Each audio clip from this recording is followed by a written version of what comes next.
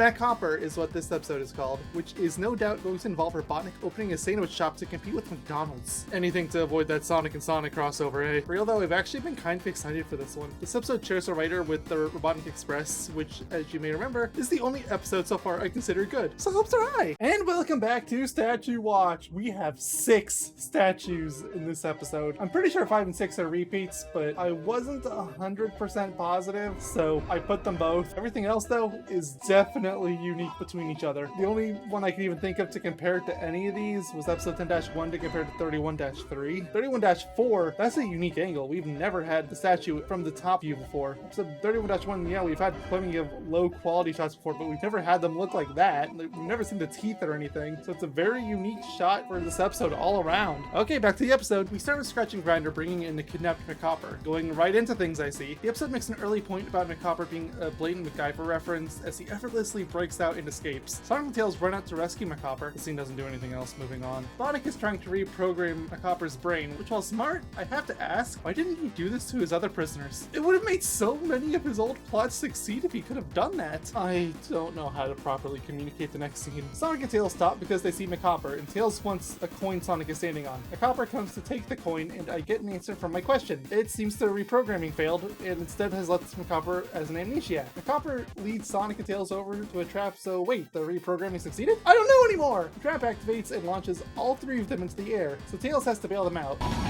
Waiting!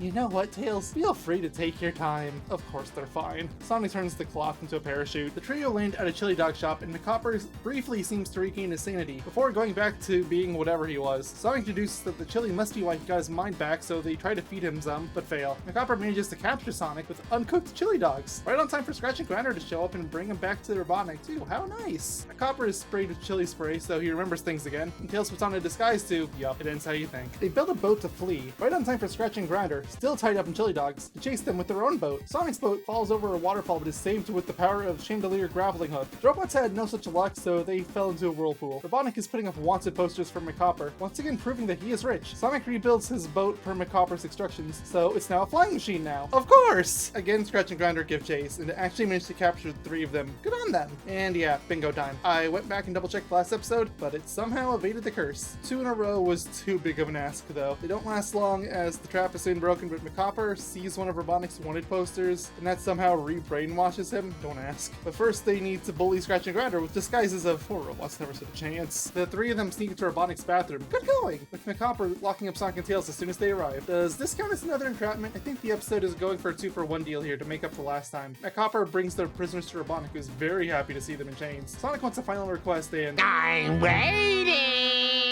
you know, I'm usually mad about this, but Robotnik is clearly mocking them and the phrase, so I'll give it a pass this time. Just don't make a habit of it. Sonic's request is to get a chili dog, which of course breaks MacHOPPER's brain damage. The 3 of them go back to Robotnik and convince him to create a magnetic barrier to stop any other freedom fighters from rescuing Sonic and Tails. Though of course, its actual purpose is to unbreak MacHOPPER's brain. Scratch and Grinder come back just in time for this, which ends up pulling them in as well. Sonic and Co. leave the fortress just before Scratch and Grinder crash land. The episode ends with the 3 of them looking at their handiwork and MacHOPPER implying that he still has some brain damage. Lovely. The Sonic says is about water safety, especially currents and riptides. Mostly irrelevant, but it's fine. As for the episode itself, I think it's one of the better ones still. I don't think any of the jokes really landed, but MacHOPPER carries this episode on his back quite a bit. I can see the thick Aussie stereotyping he has being a turnoff for some, but even with that, he's probably the best thing the show's had in a long while. You know, a decent character. And he's a blatant ripoff of another character. That should really show how low my standards for this show are. Anyway, until next time, take care, stay safe, have a good one. Bye-bye!